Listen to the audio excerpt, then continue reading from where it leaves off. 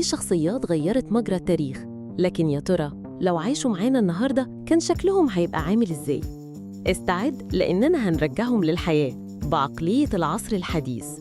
أنت دلوقتي بتتفرج على لو عاشوا معانا. قبل ما نحكي عن ميكافيلي لو عاش معانا، لازم نعرف الأول مين هو ميكافيلي. نيكولا ميكافيلي كان مفكر وسياسي إيطالي عاش في القرن ال16. اتشهر بكتاب اسمه الأمير، كتاب مش أي كلام، ده الدليل الرسمي لأي حد بيدور على السلطة وبيفكر إزاي يمسكها ويحتفظ بيها مهما كانت الوسيلة. ميكافيلي كان واقعي جداً، ما كانش بيجامل ولا بيحاول يرضي الناس، هو بس كان بيشرح إزاي السلطة بتشتغل في العالم الحقيقي بعيداً عن المثالية. هو اللي قالك الغاية تبرر الوسيلة، الناس بيحكموا عليك من اللي يشوفوه مش من نيتك، ولو لازم تختار خليك مهاب أكتر من محبوب. يعني لو قابلته مش هتقدر تحدد هو عبقري ولا شرير، ناصح ولا ماكر، بس أكيد هتحس إنه فاهم اللعبة أكتر من أي حد.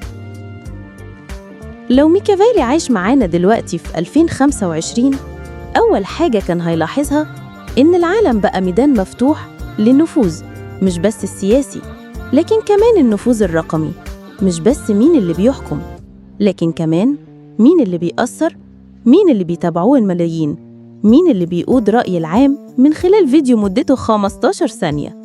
ميكافيلي كان زمان بيكتب للأمراء، بس دلوقتي كان هيكتب للمؤثرين على تيك توك ومديرين الحملات الإعلانية وأصحاب البيزنس اللي عايزين يكسبوا أي معركة تنافسية.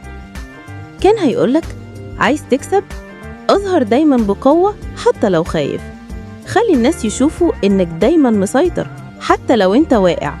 مفيش وقت للضعف، لأن الناس بتحكم من الظاهر مش من الباطن. كان هيفتح قناة يوتيوب يسميها مثلا فن السيطرة، وكل فيديو فيها هيكون فيه خطة، استراتيجية، خدعة نفسية. إزاي تكسب في شغلك؟ إزاي تقود فريق؟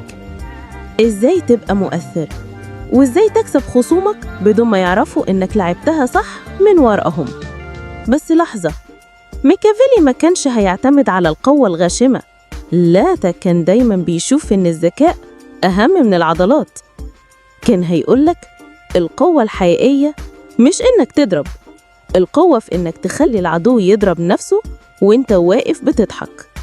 كان هيحلل السوشيال ميديا زي عالم سياسة، البوست اللي يجيب لايكات ده خطب سياسي، الترند اللي الناس بتجري وراه ده مظاهرة رقمية، واللي يقدر يوجه الجمهور ده هو الأمير الجديد.